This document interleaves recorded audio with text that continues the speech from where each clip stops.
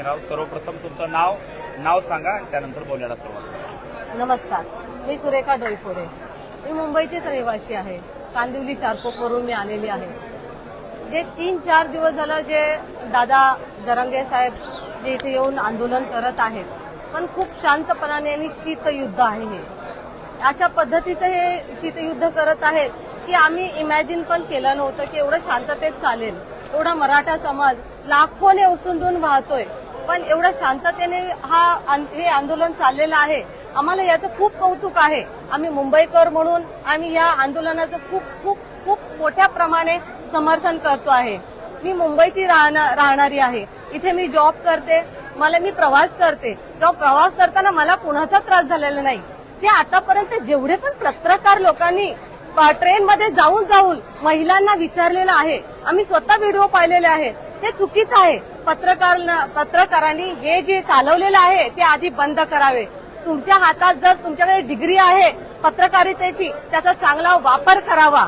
मी मुंबईत राहणारी आहे याचा अर्थ असा नाही की मी तुमचं हे सगळं सहन करेल म्हणून. एक मुंबईकर म्हणून आणि एक मराठा म्हणून मी या सर्व मराठा बांधवांना एक समर्थन देते आणि या सर्वांना मी आवाहन करते की तुम्ही आपले जोपर्यंत तुम्हाला आरक्षण मिळत नाही तोपर्यंत तुम्ही परत जाऊ नका.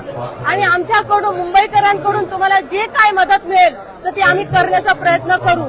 आमच्याकडून जरी भाजी भाकरी नाही पोहोचता आली तर आम्ही तुमच्या संरक्षणासाठी येऊ.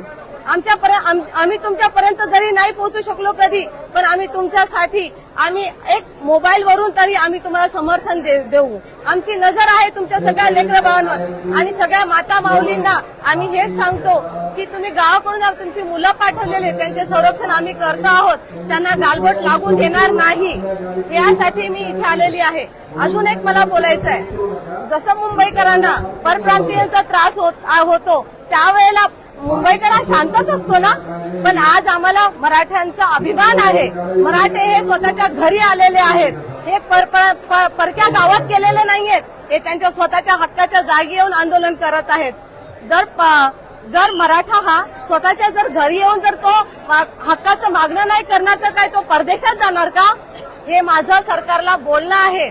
आणि सरकारने गणपती हे सगळे मोठे मोठे मंडळात न जाता इकडे यावे आणि कृपया यांच्या ज्या समस्या आहेत त्या त्यांनी तुम्ही पूर्ण कराव्या. त्यांच्या समस्या ऐकाव्या आणि त्या समस्या तुम्ही त्यांच्या दूर कराव्या. तर याच्यासाठी मी विनंती करते माननीय मुख्यमंत्री साहेबांकडे, उपमुख्यमंत्री साहेबांकडे. उपमुख्यमंत्री साहेब, तुम्ही तर दलितांचे सगळ्या गरिबांचे कैवारी आहात. तुम्हाला एवढं मोठा